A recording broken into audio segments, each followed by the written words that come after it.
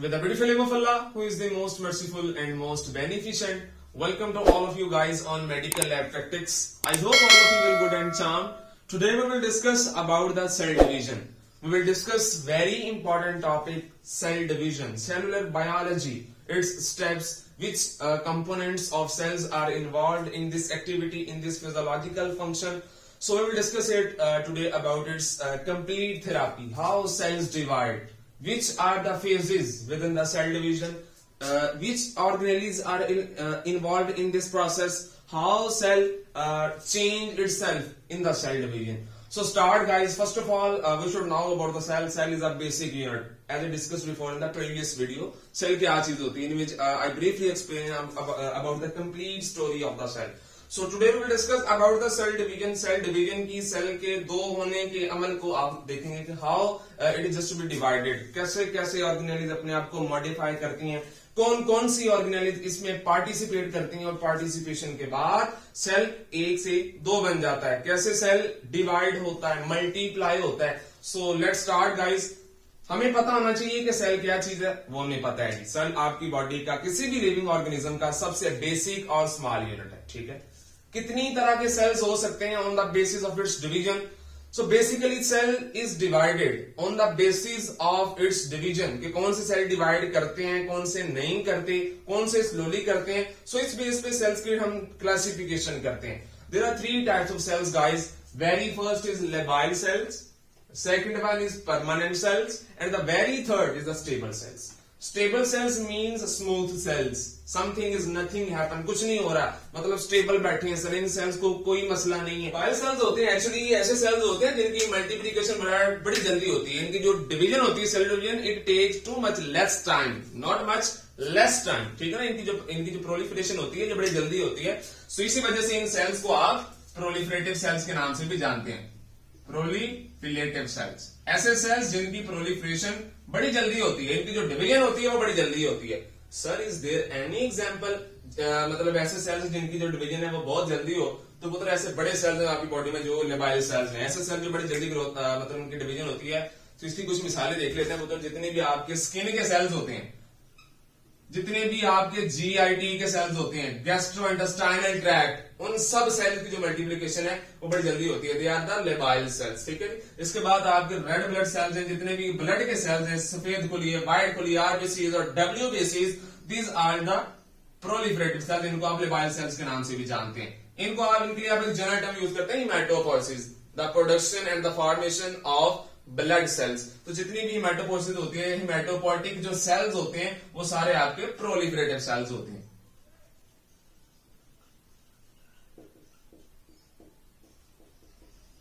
Haematopoietic sales, haematopoiesis जिसे आप कहते हैं, haematopoietic cells are involve in the haematopoiesis. Second cells are permanent sales.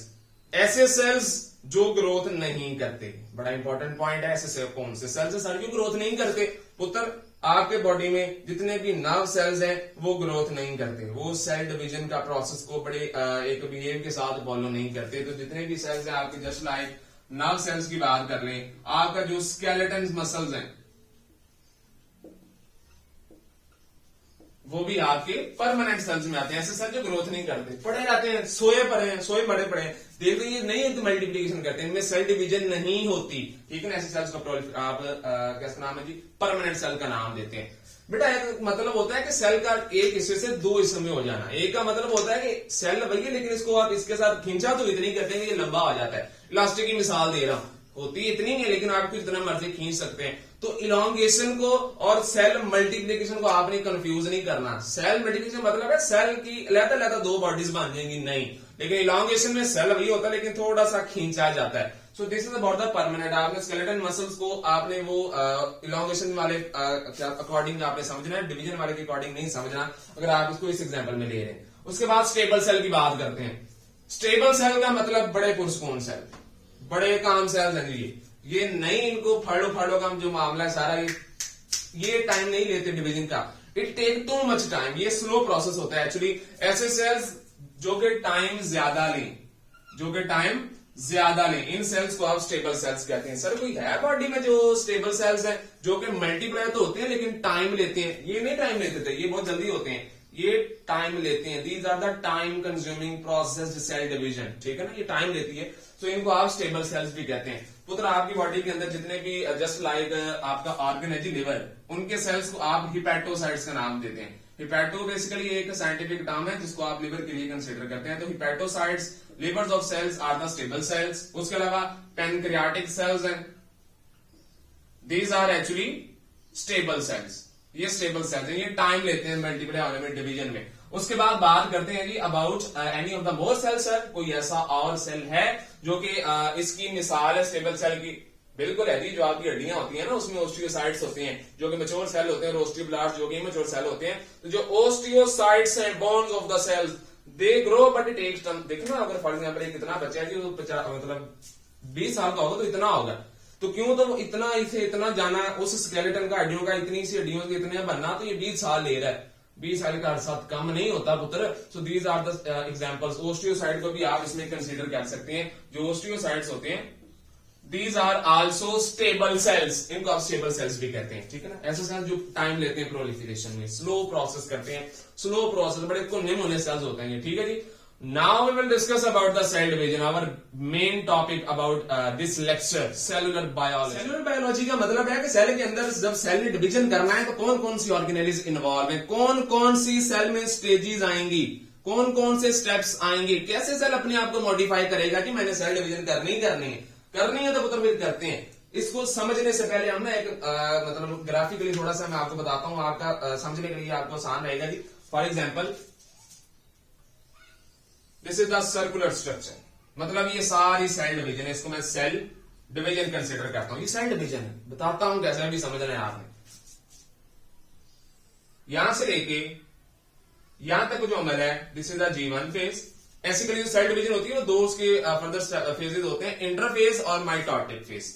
Interphase पहले समझ लो कि इंटरफेज ऐसे स्टेज होती है जिसमें सेल दो उसके टोटे नहीं होते, दो उसके हिस्से नहीं होते, बल्कि सेल अपने आप को ना अंदर से तैयार करता है। मिसाल देता हूं कि जैसे किसी की शादी आ जाती है जी, in any of the marriage ceremony, दूल्हा शादी से पहले तैयार होता है। अब वो तैयार होता है, पार्लर में जाना, सम हो, ये सारी चीजें अपने आप को मॉडिफाई करना, अपनी डाइट को कंट्रोल करना, अपनी पर्सनैलिटी को ग्रूम करना, ये सारी चीजें आप इंटरफेज में कंसिडर करेंगे। सेल अभी डिवाइड नहीं हुआ, उसकी अभी शादी नहीं हुई, लेकिन बिफोर ऑफ द मैरिज अपने आप में मॉडिफिकेशंस करना ताकि वो सेल डिवीजन है, वो जो सेरेमनी है वो अच्छे से हो जाए, उस स्टेज को इंटरफेज कहते हैं। और सेल ने अपने आप को अंदरूनी तौर पर तैयार कर लिया और बैरूनी तौर पर अब उसने दो हिस्से में टूटना है, दो हिस्से के अमल को आप माइटोटिक स्टेज कहते हैं, ठीक है।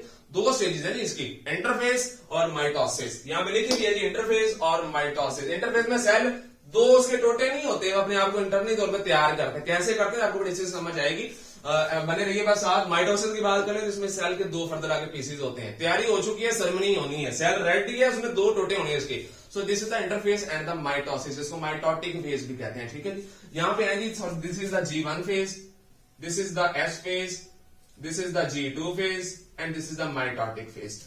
इंटरफेस के कौन कौन से कंपोनेंट है? इंटरफेस की बात करें, G1 phase, S phase and G2 phase, these are the components of interface. इन तीनों स्टेजेस में सेल ने पुत्र अपने आप को सिर्फ और सिर्फ तैयार ही करना है कि मैं रेडी हो जाऊं, बस इंटरनल तौर में खाना शाना खा लूं, अपने अंदर एनर्जी पैदा कर लूं कि मैंने दो मेरे पीसेज होने हैं। इसी तरह जो M फेज होता है इसमें फिर वो सेल के दो क्या उसका नाम है जी, फेजेज हो जाते हैं।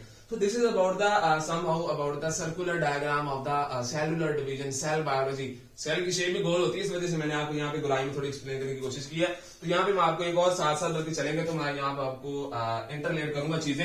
For example, this is your cell that is going to divide.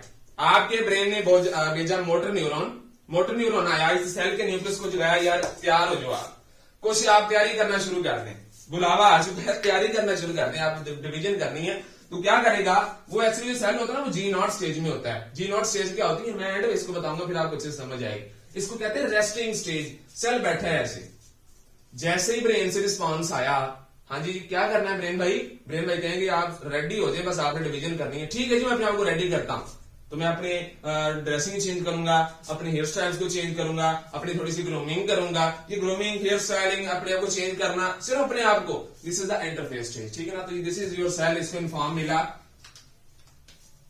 Motor neuron से। This is the motor neuron जो कि आपके ब्रेन से आया और ब्रेन से आने वाले से मैसेज न्यूरॉन ने बताया कि हाँ भी रेडी हो जाओ। इसको मोटर न्यूरॉन का नाम देते हैं, that is coming from your brain. इसने आगे सेल को बताया अभी रेडी हो जाओ, अब मल्टीप्लाई करना है। अब डिवीजन सेल की स्टार्ट होती है, पहले इंटरफेज आती है, फिर माइटोटिक स्टेज। पहले तैयार होना है, फिर कुछ होना है, ठीक है ना। वही चीज है जो मैं दोबारा आपको बता रहा हूँ। तो जो इंटरफेस की पुत्र पहली स्टेज होती है उसको आप G1 स्टेज कहते हैं। सबसे जो इंपॉर्टेंट पॉइंट है कि जो G1 स्टेज होती है ये 1 मिनट या 1 सेकंड की गेम नहीं होती। It take too much time. कितना टाइम से कितना टाइम लेता है पुत्र, जो सिर्फ G1 स्टेज होती है इंटरफेस की। इसमें भी सेल ने अपने आप को तैयार करना है, इसमें भी करना है, इसमें भी करना है। हमें देखना है कि इसमें सेल ने अपने आप को कैसे तैयार करना है, इसमें कौन सी चीजें बनेगी सेल के अंदर, इसमें कौन सी बनेगी। G1 स्टेज ऐसी स्टेज होती है जो कि टाइम लेती है 9 to 10 आवर्स। 9 से 10 घंटे लगते हैं सिर्फ आपकी G1 स्टेज पे। ये बात आपने याद रखनी है, ठीक है जी। 9 से 10, ये टाइम थोड़ा थोड़ा वेरी करता है, लेकिन it just to be in the range of that 9 to 10 hours, ठीक है ना। जो आपकी G1 स्टेज है इट विल टेक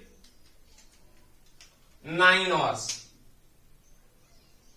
9 आवर्स, ठीक है जी। 9 आवर्स लेंगे। इसमें होता क्या है सर, आप बता रहे हैं कि 9 आवर्स ले रहे हैं, तो मतलब आपने चीज समझनी है। जो G1 स्टेज है ना, जैसे for example this is your cell, ये वो सेल है जो जहां पड़ा था। जैसे यहां पे आएगा तो क्या होना है कि जो G1 स्टेज होती है इसमें सेल के अंदर जितनी भी प्रोटीन्स हैं, जितने भी इंजाइम्स हैं, जितनी भी ऑर्गेनेलिज हैं, इनकी सिंथेसिस होना स्टार्ट होनी है। अब उधर सेल दो इसके टोटे होने हैं ना, तो जो दो न्यू उसके पीसेज होंगे तो वो अपने पेरेंट सेल से मैच करने चाहिए। जो डॉटर सेल्स होंगे तो मैच करने के लिए जैसी जैसी पेरेंट के पास चीजें डॉटर में भी वैसी होनी चाहिए। जैसे मिसाल के तौर पे अगर इसके पास दिस इज द जीनोटिक क्या उसका नाम प्रोटीन है जी कोई, जो इससे 2 सेल बनेगा तो दोनों में अलग प्रोटीन होगी। सो 1 से 2 प्रोटीन बननी है, तो synthesis of proteins, synthesis of जितने एंजाइम्स है लाइसोसोम्स के, हम यहाँ पे कंसेप्ट को यहाँ पे रिलेट कर सकते हैं। इंटरचेंजेबल ये टर्म है लाइसोसोम्स, जिसमें वो एंजाइम्स होते हैं जो बाहर से आने वाले किसी भी पैथोजन को पकड़ते हैं, फैगोसाइटोसिस करते हैं, उसकी ब्रेकिंग करते हैं, किलिंग करते हैं, और उसको फैगोलाइसोसोम बनने के बाद उसकी ब्रेकिंग के बाद उसको सेल से बाहर निकाल देते हैं। जितने भी पुत्र एंजाइम्स हैं, जितनी बी प्रोटीन्स हैं, जितनी बी स्पेसिफिक ऑर्गेनेलिज है, कौन सी specific we will discuss here about these organelles very soon. So जितने भी पुत्र एंजाइम्स हैं, जितनी भी प्रोटीन्स हैं और जितनी भी ऑर्गेनेलिज हैं, they will synthesized for the new cell. एक सेल की तो पढ़ा है ना, एक प्रोटीन पढ़ी है, नया दूसरा सेल भी बनेगा तो उसके लिए कोई नई चीज बनानी है। So this is the G1 stage. G1 stage में सेल अपने आप को मेटीरियलिटिक मतलब उसके अकॉर्डिंग उस तौर पे अपने आप को तैयार करता है कि मैंने मतलब जहेज बना रहे भाई बनो नए सेल्स का। इसको आसान लफाज में आपको बता सकता हूँ, ठीक है ना। जहेज बनाया है इसने नए सेल्स के लिए। This is the G1 stage. It take 9 hours, ये 9 घंटे लेती है। अभी इस स्टेज में जेनेटिक मेकअप की कोई बात नहीं हो रही, जेनेटिक मेकअप भी चेंज होना है ना। चीज समझे ना, हर चीज ने मतलब मल्टीप्लाई होना है, 2 होनी है, 2 सेल्स ने बनना है। तो जो दूसरी स्टेज होती है इसको हम एस स्टेज कहते हैं, सिंथेटिक स्टेज कहते हैं। सर इसी को एस स्टेज क्यों कहा जाता है? Because synthesis of genetic makeup it occurs in the S phase and it take very much time. कितना टाइम लेती है पुत्र? ये आपके तकरीबन 10 घंटे लेती है। ये भी 1 मिनट की गेम नहीं होती। इट टेक 10 आवर्स, और 10 आवर्स का टाइम पुत्र कम नहीं होता, ठीक है ना। 10 hours is to much time. तो ये 10 आवर्स लेती है आपकी एस फेज। एस फेज में क्या होता है, जितना भी पुत्र जेनेटिक मेकअप होता है आपके सेल का, उसने उसकी डबलिंग होनी है। मिसाल देता हूं, आपके पास ये सेल था जिसका ये टर्म्स होती हैं N2 N3 N4 N, these are the chromosomal terms. Diploid, haploid अगर मे भी आपको याद आया हो, ठीक है जी। तो दीज आर द ट्रिप्लॉइड, ये हैप्लॉइड डिप्लॉइड, इन टर्म्स को आप क्रोमोसोमल ये कुछ टर्म्स है। For example the cell was diploid. अब 2 सेल बनने हैं तो दोनों में 2n2n होना चाहिए जो नए बनेंगे। तो 2n2n में बनने से पहले जो इसका जो जेनेटिक मेकअप होगा, जो कि 2n नेचर्ड है, डिप्लॉइड नेचर्ड है, उसने 4n होना है। 4n होगा, फिर वहां पे जाके सेल के 2 पीसीज होंगे तो जो 4n है 2n में डिवाइड हो जाएगा, ठीक है। तो यहाँ पे जो आपका जितना भी जेनेटिक मेकअप है आपके सेल का, it will synthesized in the region, it will synthesized in that phase of the interface, ठीक है कि आपकी इस फेज में बनेगी। So this is about the multi, इसको आप रेप्लिकेशन के तौर पे कंसीडर कर सकते हैं। रेप्लिकेशन ऑफ डीएनए, आपको जितना जेनेटिक मेकअप है वो डीएनए से बना होता है पुत्र, वो तो जेनेटिक मेकअप की जो डीएनए है उसकी रेप्लिकेशन को आप यहाँ पे सिंथेसिस में कंसीडर आउट कर सकते हैं। यहाँ पे डिफरेंट एंजाइम्स होते हैं जो ये प्रोसेस करवाते हैं, जैसे पोलीमरेज एंजाइम्स हैं, polymerase enzyme 1, polymerase enzyme 3. These enzymes are basically involved in this synthesis process. ये synthesis process में ये involve होते हैं। ऐसे स्टेज में सेल अपने आप को जेनेटिकली तैयार करता है कि मैं बस जेनेटिकली में तैयार हो, दिमागी तौर पर अपने आप को रेडी कर लेता है कि मैं तो उसके मेरे पीसीज होने हैं। तो मैं अपने आप को मेंटली तौर पे, क्योंकि जो न्यूक्लियस होता है it is the brain of your cell, ठीक है ना, ये उसकी सारी कंट्रोल सारी न्यूक्लियस करता है सेल की। तो अपने आप को रेडी करना ऑफ योर सेलुलर एक्टिविटी, मतलब जेनेटिक मेकअप की, वो आपकी एस फेज में होती है। और जैस फेज होती है टेक 10 आवर्स, ये भी मिनटों की गेम नहीं। इसके बाद बात करते हैं G2 फेज के बारे में। This is the third stage of the interface, ठीक है ना। मैं यहाँ पे थोड़ा मैं इलैबोरेट भी कर देता हूं। यहां से लेकर ये जो सारी स्टेज है, this is the interface, interface, and this is the mitotic phase. इसको आप माइटोटिक फेज कहते हैं, जो कि हम एम से यहां पे कंसिडर आउट कर सकते हैं। Next we will discuss about the G2 phase. G2 phase में क्या होना है सर, यहाँ पे सर ने तो अपने आप को हर तरह से अंदरूनी तौर पर रेडी कर लिया कि अब उसकी दो पीसेज हर तरह की कॉपी बन चुकी है, जो कि नई सेल में जाएगी। तो सर और क्या चेंजेस आ सकती हैं सेल के अंदर? बेटा G2 फेज ऐसी स्टेज होती है जिसमें सेल अपने आप को फिजिकली तौर पे ग्रो करवाता है, अपने आप को, वो उसकी जो सेल की ग्रोथ है ना, वो जो इलांगेशन होती है यहाँ पे बेसिकली जो आपकी G2 फेज होती है। जो G2 फेज का जो सबसे इंपॉर्टेंट पॉइंट है, जिसमें जो सेल है इसमें सेल की ग्रोथ होती है, सेल की यहाँ पे इलांगेशन होती है। जितना भी साइटोप्लाज्म है आपके सेल का, it will grow in size, वो थोड़ा सा बढ़ना, इलांगेट होना स्टार्ट हो जाता है। तो third step is cytoplasmic. Cytoplasmics is considered in G2 phase. So पुत्र, this is about the interphase। ये इंटरफेज की थी तीसरी स्टेप, जिसमें अब आपका जो सेल है वो तैयार बैठा है। ये तैयार बैठा है सेल, अब इसमें दो केसेस होने हैं। तैयार होने से पहले का जो सारा अमल था, वो तैयारी, अपने आप की प्रोटीन भी बना ली, ऑर्गेनेल्स भी बना लिए, एंजाइम्स भी बना लिए। क्या उसके बाद क्या रहता था? जेनेटिक मेकअप की बात थी सर, जेनेटिक मेकअप भी बन गया आपका जो स्टेज में। उसके बाद सेल अपने आप को फिजिकली दोनों पे तैयार कर लेना, जैसे दूल्हा है जी, तब तक वो अच्छे कपड़े नहीं पहनेगा, how consider to be dead person. तो अपने आप को वो सेलुलर साइज बेस्ड भी थोड़ा अपने आप को सेल है वो ग्रो करवाता है। सो यहां तक थी हमारी interface stage. Interface stage is a stage in which cell try to develop itself from its internal sides, its internal components में भी enzymes, proteins, organelles, genetic makeup and cytoplasmic variation changes। So बेटा यहाँ हमारी आपकी जो interphase है वो यहाँ पे खत्म हो चुकी है। और जो G2 का फेज होता है टेक 4 to 5 आवर्स, ये 4 से 5 घंटे लेता है। सो हम you can write it, this is 10 hours and this is 4 to 5 hours. ये प्रोसेस हो चुका है। पीछे पुत्र आधा घंटा बचता है, 4 to 5 नहीं 4.5 एक्चुअली, हम इसको यहाँ पे ऐसे कंसीडर करेंगे 4.5। अब हमारे पास बचा बाकी आधा घंटा। अब आधे घंटे में ये सारा प्रोसेस होना माइटोसिस का सर, आधा घंटा बचा है। जो बचा है हमें पता है जो ह्यूमन सेल है वो 24 आवर्स में होता है, तो 23.5 आवर्स तो गुजर चुके हैं ये इंटरफेस में। इसको आप प्लस करेंगे तो 23.5, आधा घंटा बचा है। तो क्या होगा सर, जो माइटोसिस होनी है, माइटोटिक जो फेज थी जो कि ये वाली है, क्या ये घंटा लेकिन नहीं बोलता, जो 30 मिनट्स बचे तो जो बाकी 30 मिनट्स हैं वो माइटोटिक फेज में लगेंगे। Mitotic phase is a very important phase in your this topic. Basically पुत्र ये ऐसे टॉपिक होते हैं, अगर आप मेडिकल स्टडीज में जाते हैं, प्रोफेशनल लाइफ में अगर आप मेडिकली जाते हैं, तो ये टॉपिक्स आपकी वहां तक भी जान नहीं छोड़ेंगे, ठीक है ना। So these are the too much important topic that we are discussing today. So this is very important lecture guys, keep eyes on it, very focusing. So हम स्टेज हमारी जो इंटरफेस है इट इज कंप्लीटेड। उसके बाद अब होनी है mitosis start. अब माइटोसिस स्टार्ट होनी है, ठीक है। इंटरफेस की थी 3 stages, G1, S stage, G2 stage. G0 को भी अब इसी में कंसिडर करते हैं, इसको एंड में बताऊंगा, देन आपको अच्छे से समझ आ जाएगी, ठीक है। माइटोसिस की बात करते हैं जी। सबसे पहले माइटोसिस के बारे में, for example this is the mitosis.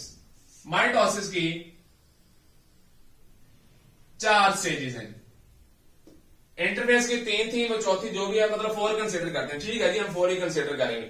Mitosis की भी जो है वो 4 स्टेजेस होती हैं।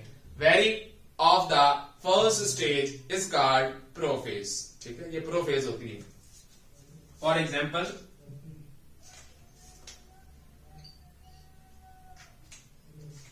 प्रोफेज। उसके बाद की जो स्टेज होती है उसको आप कहते हैं मेटाफेज, और मेटाफेज के बाद जो स्टेज होती है दिस इज द एनाफेज। ये बड़ी एना स्टेज फेज बड़ी इंपॉर्टेंट चीज होती है। उसके बाद जो एंडिस वाली स्टेज को टीलोफेज कहते हैं। इसी में वो साइटोकाइनेसिस का जो सारा अमल है वो होगा, ठीक है जी। These are the 4 stages of the mitosis. Very of the first stage of the mitosis it is the prophase, ठीक है जी, ये प्रोफेज है। हम यहां पे इसको सबसे पहले लिखते हैं जी, what is this, this is prophase, actually इसको प्रोफेज कहते हैं।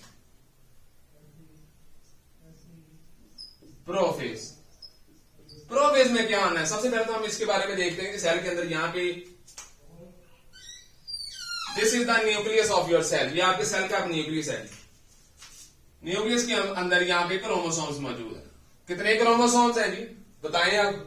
4 किए थे हमने, 96 क्रोमोसोम्स बनते हैं जी, ठीक है जी। 96 नहीं 92 क्रोमोसोम्स। तो यहाँ पे दीज आर द क्रोमोसोम्स। अब क्रोमोसोम्स के बारे में थोड़ी सी हावना होनी चाहिए कि सर ये क्या बला होते हैं। सबसे पहले हम क्रोमोसोम के बारे में थोड़ा सा डिस्कस कर लेते हैं। जो क्रोमोसोम होती है आपके पास, for example this is the chromosome. Central portion of the chromosome is called centromere, ठीक है जी, इसको आप सेंट्रोमियर कहते हैं। सेंट्रोमियर क्या है जी? It is the central portion, इसको आप सेंट्रोमियर कहते हैं। Centromere is the central portion of your cell. उसके बाद these are the 2 arms of your chromosome. इन दोनों आर्म्स को आप सिस्टर क्रोमेटिड्स का नाम देते हैं।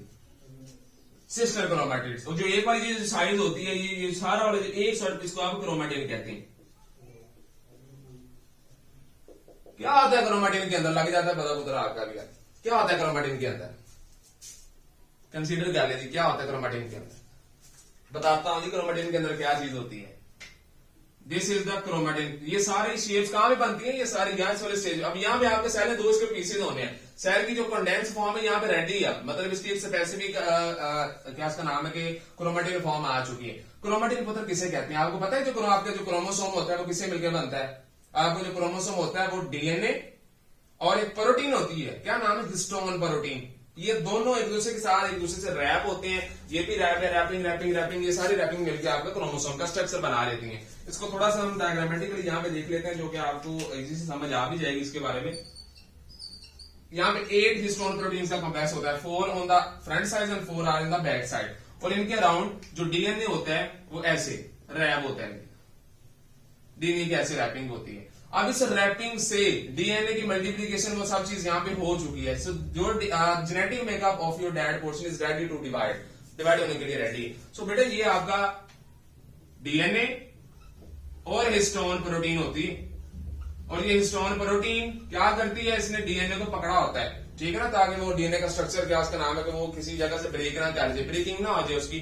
तो ये सारा स्ट्रक्चर आपका हिस्टोन प्रोटीन मेंटेन करता है। So this complex, the complex of DNA and histone protein is called nucleosome. ये वेरी इंपॉर्टेंट टर्म है। न्यूक्लियोसोम क्या होती है? ये डीएनए और हिस्टोन प्रोटीन का एक साथ रैप होते हैं। So this of the wrap structure is called nucleosome, इसको न्यूक्लियोसोम कहते हैं। अब यहाँ पे आपके पास दिस इज द क्रोमोसोम के बारे में हावनो पता होगी कि क्रोमोसोम क्या होते हैं। यही डीएनए होता है, इसका जो स्पेसिफिक सीक्वेंस होता है उसको आप जीन कहते हैं, और यही जीन जो क्या उसका नाम है कि आपकी कोई प्रोटीन क्या उसकी फॉर्मेशन करवाता है, ठीक है। So now we discuss about the, हमने इसकी डिवीजन स्टार्ट करवानी, ठीक है जी। यहाँ पे एक और चीज होती है, इसका नाम है जी सेंट्रियोल्स। इन दोनों सेंट्रियोल्स को कलेक्टिवली आप सेंट्रोमियर कहते हैं, ठीक है। किससे बने होते हैं? These are made of microtubules and microfilaments. हम यहाँ पे कंसीडर करेंगे इसको थोड़ा, ठीक है।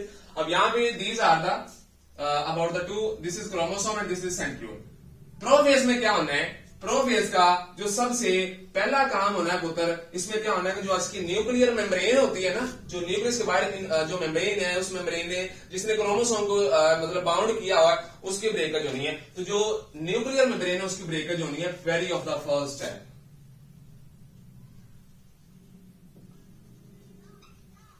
Break of nuclear membrane, nuclear membrane की यहां पे ब्रेकिंग होगी।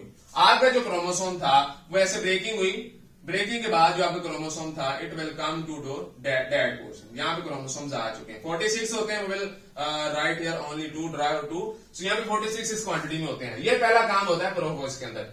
प्रोफेज का मतलब होता है पहली स्टेज, टूटने से प्रो मतलब बिफोर। सो पहली स्टेजेस में थोड़ी सी क्या उसका नाम है कि साइटोप्लाज्म के अंदर थोड़ी सी मॉडिफिकेशंस होती हैं। इसका जो दूसरा स्टेप होता है कि जो सेंट्रियोल्स होते हैं, जो जिनको आप सेंट्रोमियर कहते हैं, कलेक्टिवली वैसे पढ़े हैं, दे विल मूव, एक जाएगा इस एंड की तरफ, दूसरा मूव करेगा दूसरे एंड की तरफ। तो इसमें जो सेंट्रोमियर्स होते हैं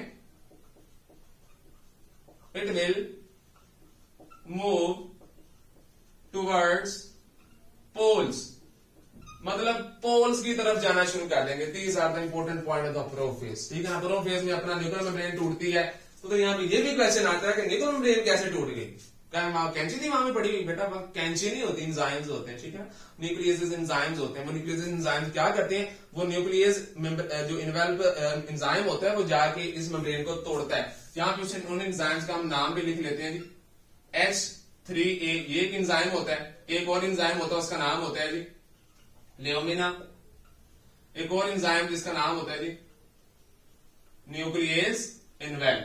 ऐसा एंजाइम जो कि न्यूक्लियर इन्वेल्व को तोड़ेगा। तो ये सारी कामयाबी में कौन करवाएगा? ये एंजाइम्स करवाएगा। हमारे पास जो हमारी प्रोफेज थी, it is just to be done, it is just to be ended. और आपका जो सेल है ये दाखिल होता है सेकेंड स्टेज में, मेटाफेज की तरफ। सो जो सेकेंड स्टेज होती है पुत्र, इसको आप मेटाफेज के नाम से जानते हैं। हम यहां पे for example first of all लिखते हैं दिस इज द मेटाफेज।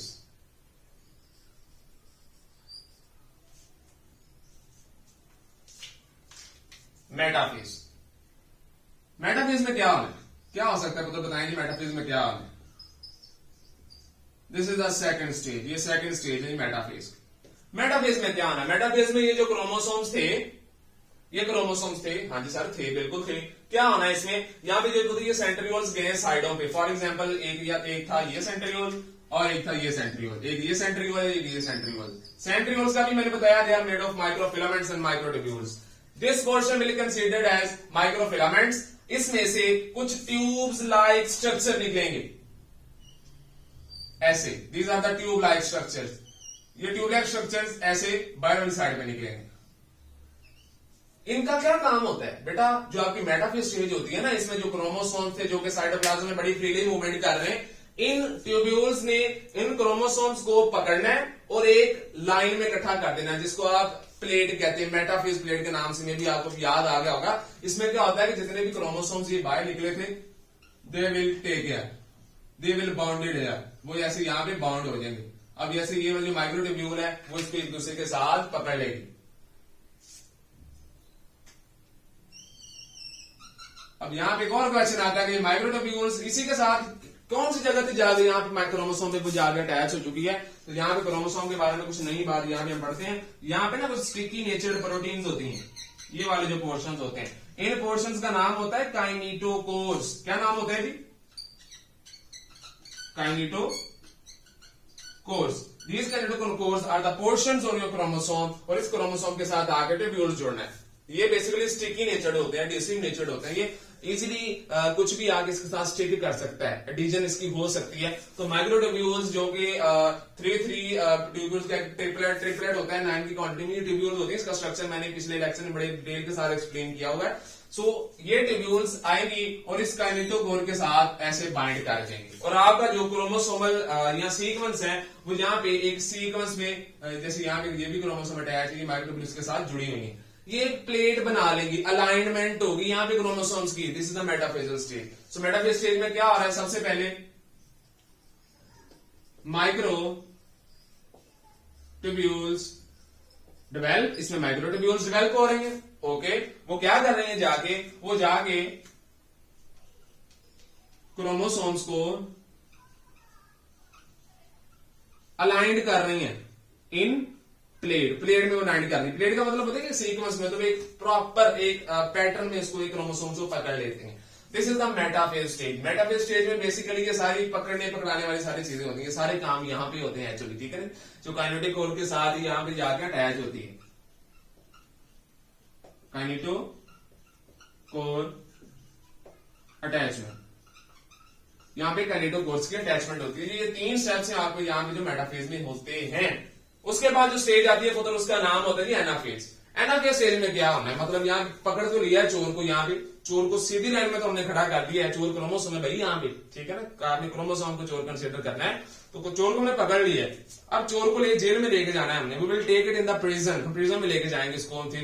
चोर है, हमने क्रोमोसोम को पकड़ना है और साइडों पे लेके जाना है। तो साइडों का जो अमल है ना पुत्र, पकड़े खींचने का अमल जो होता है, वो सर आपके एनाफेज स्टेज के अंदर होता है। बेसिकली क्या होता है, मैं यहाँ पे डायग्रामेटिकली बताता हूं। For example, this is your microtubule, this is your, ये बड़ा इंपॉर्टेंट पॉइंट है, अच्छे से समझ लीजिएगा पुत्र।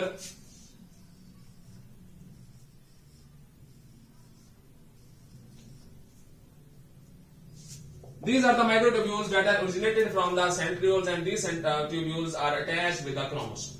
क्रोमोसोम के साथ वो अटैच है। किस पोर्शन के साथ? कैनेटोकोर के साथ। जैसे ही क्रोमोसोम के साथ ये जो दो चीजें फॉर एग्जांपल अटैच हैं, जैसे वो खींचेंगे क्रोमोसोम के दोनों बाजू, एक इधर चला जाएगा, किधर चला जाएगा।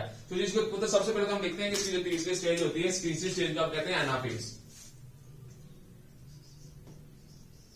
Anaphase is the third stage of your mitotic stage, not of the cell division. ठीक है ना, ये mitotic stage की तीसरी टाइप, क्या उसका नाम है, उसका step. This is the third one, this is the second one, and this is the first one stage. अब एनाफेज में क्या होना है, क्रोमोसोम्स जो कि पकड़े गए थे इन माइक्रोट्यूब्यूल से, चोर जो कि पकड़े गए थे पुलिस से, ठीक है ना, वो पुलिस ने लेके जाना है चोरों को जेल में। तो इसी तरह ट्यूब्यूल्स ने क्रोमोसोम्स को पकड़ लिया था, उनको वो खेड़ा, आधा इधर चला गया, आधा इधर चला गया। मतलब ये जो क्रोमोसोम्स होंगे they will move toward your poles, ये पोल्स की तरफ जाना शुरू कर देंगे। अब ये पोल्स की तरफ कैसे जाएंगे, इंपॉर्टेंट पॉइंट है कि सर पोल्स की तरफ कोई लेके, जैसे ना पुलिस लेके जा रही है ना, तो पुलिस को किसने कहा कि यहाँ पे तुम लेके आओ चोरों को, इसी तरह इस क्रोमोसोम्स जा रहे हैं, कौन लेके जा रहे हैं, ट्यूब्यूल्स। ट्यूब्यूल्स को किसने बताया कि हाँ भी कोई तो होगा ना उसको बताने के लिए कि आप हाँ इसको पोल्स की तरफ लेके आए। तो यहाँ पे ना प्रोटीन्स होती हैं, बड़ा इंपॉर्टेंट ये भी पॉइंट है, कौन कौन सी प्रोटीन्स होती हैं। यहाँ पे ट्यूब्यूल्स के ऊपर प्रोटीन्स अटैच होती हैं। एक्चुअली इन प्रोटीन्स का नाम क्या होता है, इन प्रोटीन्स का नाम होता है जी डायलिन, और दूसरी प्रोटीन होती है काइनेसिन्स के नाम से। ये दो प्रोटीन्स इन्वॉल्व होती हैं सेल एक्टिविटी में। This is the negatively, this is the positive, मतलब ये किसी चीज को खींच रही है, निकाल रही है, you will take in the negative sign. तो सबसे पहले जो एनाफेज स्टेज में होना है, दिस इज द जो क्रोमोसोम्स थे ये पोल्स की तरफ जाना शुरू कर देंगे। कौन लेके जाएगा, माइक्रोट्यूब्यूल्स। माइक्रोट्यूब्यूल्स किसने बताया, इन दो प्रोटीन्स ने बताया, जिसका नाम था डायनिन and kinesin. These two proteins are involved in the controlling of these microtubules movement and this action. अब यहाँ पे क्या होना है, यहाँ पे अब नई कुछ चीज होने लगी। जो इतने भी आपके क्रोमोसोम्स थे सबसे पहले वो पोल्स की तरफ चले गए। आपके सेंट्रोमियर से जितनी भी माइक्रोट्यूब्यूल्स थी, इसमें जो माइक्रोट्यूब्यूल्स में मतलब जितनी भी माइक्रोट्यूब्यूल्स हैं they will move toward the poles. जो माइक्रोट्यूब्यूल्स हैं ये भी आपकी पोल्स की तरफ आना शुरू कर देंगे। पोल्स की तरफ आ गई है, मतलब अब यहाँ पे वो लेके जाने वाला प्रोसेस हो रहा है सारा।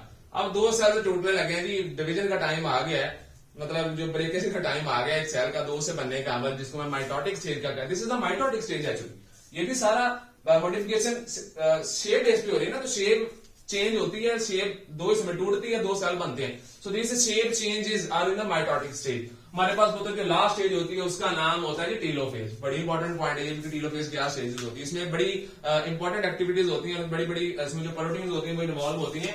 सो जो टीलोफेज होती है, telophase is the last stage of your mitotic stage. Mitosis आप इसे कंसिडर कर सकते हैं। क्या होना है क्या उसका नाम है टीलोफेज के अंदर, क्या होगा टीलोफेज के अंदर, बेटे टीलोफेज के अंदर जो आपका सेल मेम्ब्रेन थी, मतलब ये पूरा सेल था, ये सारा प्रोसेस यहाँ पे हो चुका है। मतलब यहाँ पे क्रोमोसोम्स यहाँ पे चले गए, अब यहाँ पे चला गया, यहाँ पे सेल सेंटर से डिवाइड करना शुरू करना। तो यहाँ पे जो क्रोमोसोम्स है वो जाके वहां पे क्या उसका नाम है जी, वो कंडेंस पोर्शन था वो दोबारा अपनी ओरिजिनल शेप में आ गया। ऐसे ही मैंने बताया था ना, जो क्रोमोसोम जो स्टडी होती है लैब्स के अंदर, मेडिकल टर्म्स में, मेडिकल एक्सपेरिमेंट्स में जो क्रोमोसोम स्टडी किए जाते हैं, स्टेनिंग प्रोसेस है, ये कुछ टेक्निक्स है मेडिकली जिससे आप क्रोमोसोम को स्टडी कर सकते हैं।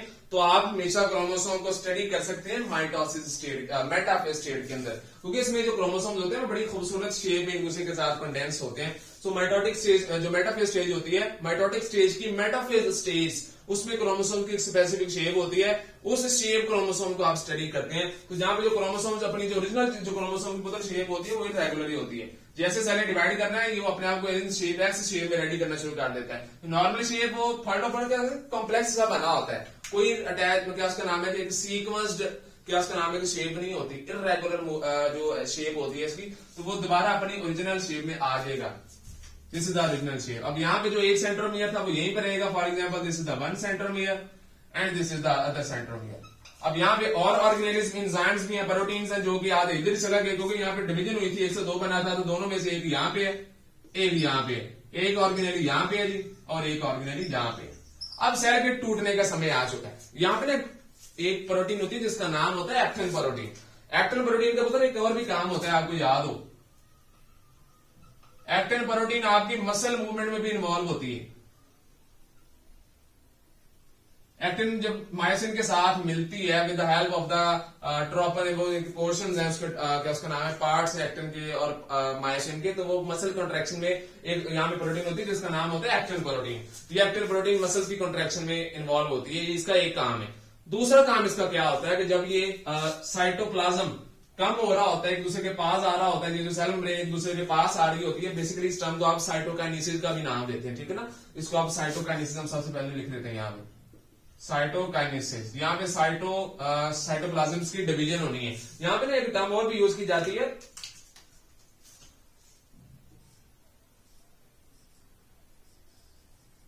कहते हैं क्लीवेज फ्यूरे।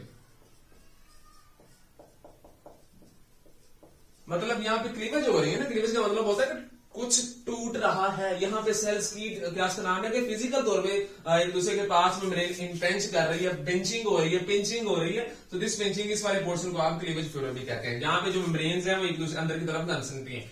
यहाँ पे जिस प्रोटीन का काम है, जिस प्रोटीन का नाम था एक्टिन प्रोटीन, दोबारा मैं यहाँ पे क्या उसका नाम है जी थोड़ा सा इलेबोरेट भी कर देता हूँ।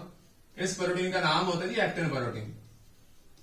इस एक्टिन प्रोटीन ने क्या करना है, ये प्रोटीन ब्रेन क्या इसका नाम है, न्यूक्लियस से कुछ केमिकल्स निकलेंगे, साइटोकाइंस निकलेंगे, वो साइटोकाइंस इस प्रोटीन के पास जाएंगे, इस प्रोटीन को खींच के लाएंगे इस वाली क्लीवेज फ्यूरो के ऊपर। क्लीवेज फ्यूरो का मतलब ये वाली लाइन जहां पे जो एक दूसरे के साथ सेल में ब्रेन आके जुड़ना है, इसने एक्टिन ने मतलब जैसे यहाँ पे आना है, for example this is the actin, ये वो एक्टिन है। एक्टिन का एक पोर्शन इस साइड से जुड़ेगा, किसके साथ जुड़ेगा, वो चीज को ना खींचेगा। जैसे ना आप किसी चीज, दो चीजों को जोड़ना है तो आप इसको, जो आपकी एक साइड आप ऐसे पकड़ेंगे, दूसरी साइड को ऐसे पकड़ेंगे। You will take to move to each other, आप इसको एक दूसरे के पास लाने की कोशिश करेंगे ताकि जल्दी से जल्दी साइटोप्लाज्मिक और सेल मेम्ब्रेनिक डिविजन्स भी हो जाए। तो ये जो डिवीजन क्लीवेज फ्यूरो का जो प्रोसेस होता है, it is promoted by, catalysed bye protein that is the actin protein. तो यहाँ पे एक टाइम आएगा जी, क्या होगा, यहाँ पे जो ये जो सेल है, वो जो सेल मेम्ब्रेन है वो एक दूसरे से डिफरेंशिएट हो जाएगी, ठीक है जी। अब देखिए यहाँ पे दो सेल बन चुके हैं, मैंने कहा था कि हमने दो सेल बनाने हैं आज, सेल की डिवीजन करनी ही करनी है, इंटरफेस भी करवा ली, सेल को तैयार भी करवा लिया। अब सेल के दो पीसेस करवाई हमने, 4 स्टेजेस थी, telophase was the last stage. इसमें क्या होता है कि जो आपका जो सेल मेम्ब्रेन होती है, it will move pinched toward each other, वो अंदर की तरफ इनवर्ड उसकी पिंचिंग होती है। उसके बाद क्या होता है, जो अपने आप को सेल है वो एक्टिन की यहाँ पे थोड़ी सी एक्टिविटीज हम यहाँ पे इसको ये भी कंसीडर कर सकते हैं। यहाँ पे जो क्या उसका नाम है कि डिवीजन कंप्लीट होती है, साइटोकाइनेसिस, चीज वही है, पुत्र उसको डिफरेंट नाम दिए उन्होंने एक्चुअली। तो यहाँ पे जो आपके पास सेल अलग हो चुका है, this is a separate cell. इसको मैं थोड़ा सा ऐसे कर देता हूं,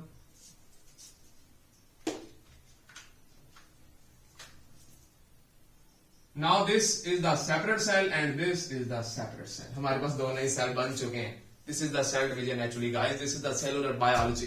देखना आपने किस तरह ऑर्गेनेलीज और जो सेलुलर कंपोनेंट्स हैं वो अपने आप को पार्टिसिपेट करवा रहे हैं सेल डिवीजन में।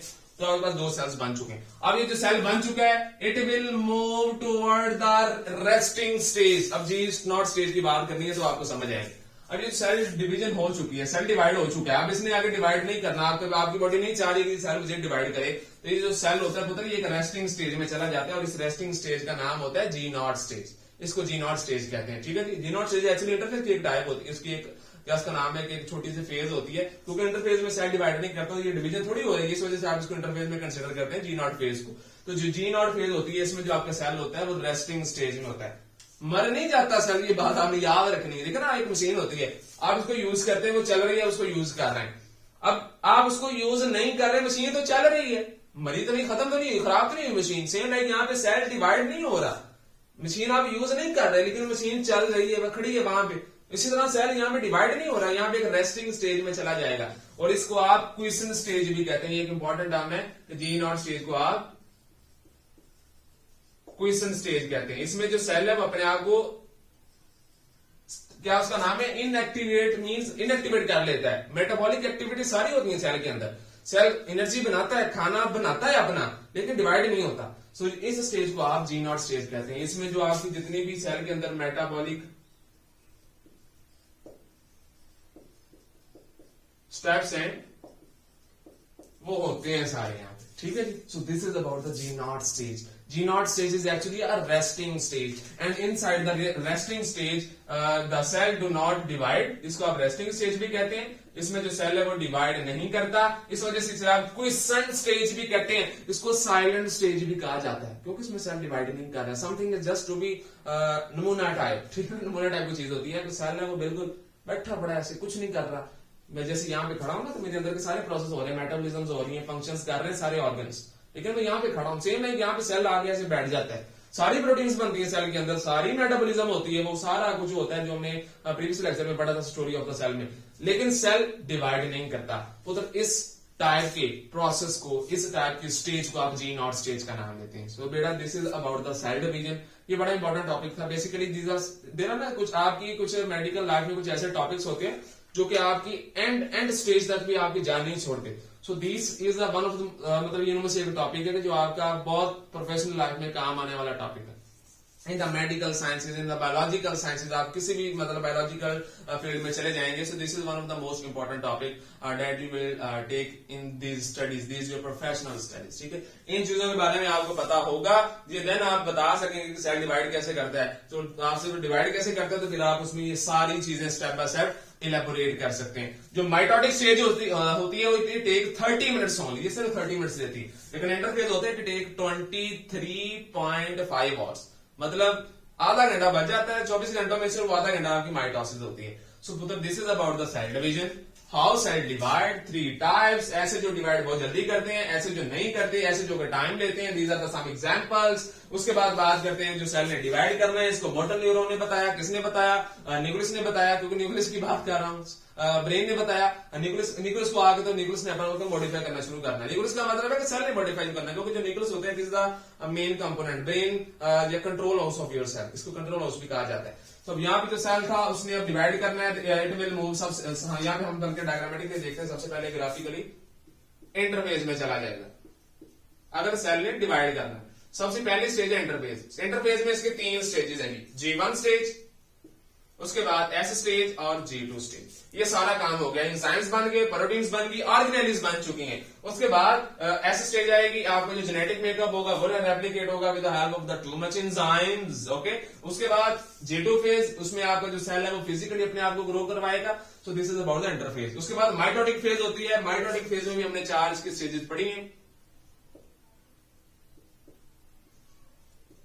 माइटोटिक फेज में हम माइटोसिस को डिस्कस कर रहे हैं। तो माइटोसिस के हमने 4 स्टेजेस पढ़ी थी, प्रोफेज, मेटाफेज, एनाफेज और टीलोफेज। और telophase is the last cytokinetic activity of your cell, जिसमें जो आपका सेल है वो 2 हिस्सों में टूट जाता है। प्रोफेज में सेल अपने आप को सेंट्रियोल्स साइडम पे जाते हैं, क्रोमोसोम्स बाहर आते हैं। यहाँ पे मेटाफेज में वो माइक्रोट्यूब्यूल्स निकलती हैं सेंट्रियोल्स में से, सेंट्रोमियर्स में से, और वो क्रोमोसोम्स को पकड़ लेती हैं, चोरों को पकड़ लेती हैं। यहाँ पे वो चोर वापस अपने अपनी प्रिजन्स में जा रहे हैं, क्रोमोसोम्स अपने अपने पोल्स की तरफ जा रहे हैं। वहां पे जब क्रोमोसोम्स पोल्स की तरफ चले जाते हैं वो अपनी ओरिजिनल शेप में आ जाते हैं। ओरिजिनल शेप में आने के बाद यहाँ पे कुछ प्रोटीन्स होती हैं, कुछ स्टिमुलेटर्स होते हैं जो कि सेल मेम्ब्रेन को कहते हैं। तब भी तुम भी डिवाइड करना शुरू करते हो। जब हर चीज बन चुकी है, हर चीज डिवाइड हो चुकी है, तो सेल मेम्ब्रेन बची है, तो ये एक्टिव प्रोटीन आएगी, तो ये cleavage furrow pinching off the cell membrane यहाँ पे अक्सर होगी सारी, और आपकी जो सेल है वो 2 में डिवाइड हो जाएगा। और इस सेल को आप जो रेस्टिंग स्टेज में चला जाता है उसको G0 स्टेज कहते हैं। और ऐसे सेल को